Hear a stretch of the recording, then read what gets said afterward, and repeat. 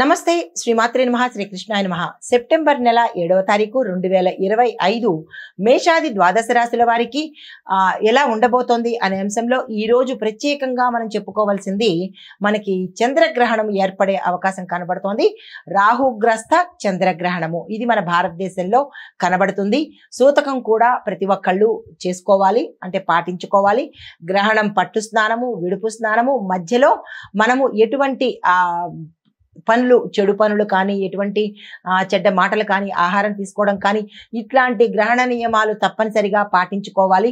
కొన్ని రాశుల వాళ్ళకి చాలా ఇబ్బందికరంగాను పరిహారం చేసుకోవడము, దాన ధర్మాలు చేసుకోవడము ఇలాంటివి జరిగే అవకాశాలు ఎక్కువ కనబడుతున్నాయి.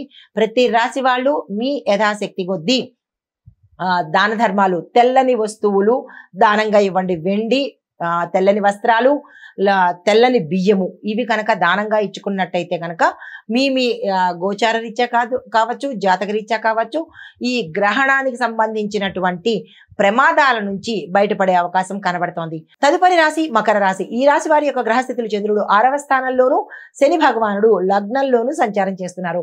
ఈ సంచార ఫలితాలు శత్రువుల మీద విజయం సాధిస్తారు. ఆరోగ్యం చక్కగా ఉండబోతోంది. ఉద్యోగంలో విజయాలు, వ్యాపారంలో లాభాలు, మీరు ఎక్కడ ఉంటే అక్కడ మంచి విశేషమైన లాభాలు పొందే అవకాశం కనబడుతోంది. ఏ స్థాయికి సంబంధించిన వాళ్ళకి ఆ స్థాయిలో ఈ రోజు సక్సెస్ఫుల్ డే అని చెప్పొచ్చు. న్యాయపరమైన విషయాలు మీకు అనుకూలంగా ఈ రోజు తీర్పు రాబోతోంది. మీకు చెప్పదగిన పరిహారము, శివుడికి నల్ల నువ్వులను కనుక సమర్పించినట్టయితే సానుకూలమైన ఫలితాలు పొందుతారు. నమస్తే. తదుపరి రాశి కుంభరాశి. ఈ రాశి వారి యొక్క గ్రహస్థితులు చూసినట్టయితే కనుక చంద్రుడు 5వ స్థానంలోను, శని భగవానుడు 12వ స్థానంలోను సంచారం చేయడం వల్ల విద్యార్థులకు విశేషమైన మంచి ఫలితాలు, విజయాలు, సక్సెస్లు సాధించుకుంటారు. ప్రేమ విషయాలు శుభప్రదంగా ఉంటాయి. సృజనాత్మకమైన పనులు విజయవంతమవుతాయి. కుటుంబంలో అన్యోన్యంగా ఉండబోతోంది. సంతానం పట్ల కొంచెం శ్రద్ధ వహించండి. కొత్త అవకాశాలు వచ్చే దిశ కనబడుతోంది. ఆ విషయంగా ప్రయత్నం చేసుకోండి. మీకు చెప్పదగిన పరిహారము, గణపతికి అర్చన చేయడం కానీ, లేదా అంటే ఏదైనా కొత్త వస్త్రాన్ని స్వామివారికి సమర్పించడం కానీ చేసినట్టయితే కనుక మంచి ఫలితాలు పొందుతారు. నమస్తే.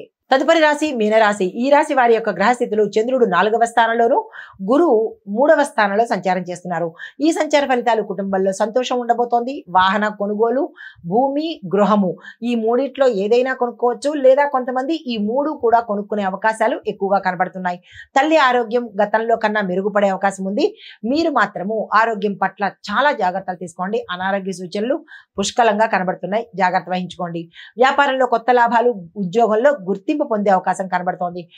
మీకు చెప్పదగిన పరిహారము, విష్ణు సంబంధిత ఆలయ దర్శనం చేసుకుని అక్కడ మీ పేరిట తులసి మాలను కనుక స్వామివారికి సమర్పించినట్టయితే కనుక విశేషమైన ఫలితాలు పొందొచ్చు. నమస్తే. ఇది మేషాది ద్వాదశ రాశుల వారికి చెప్పదగిన గోచార రీత్యా, గ్రహరీత్యా ఫలితాలు, ప్రభావాలు. నమస్తే.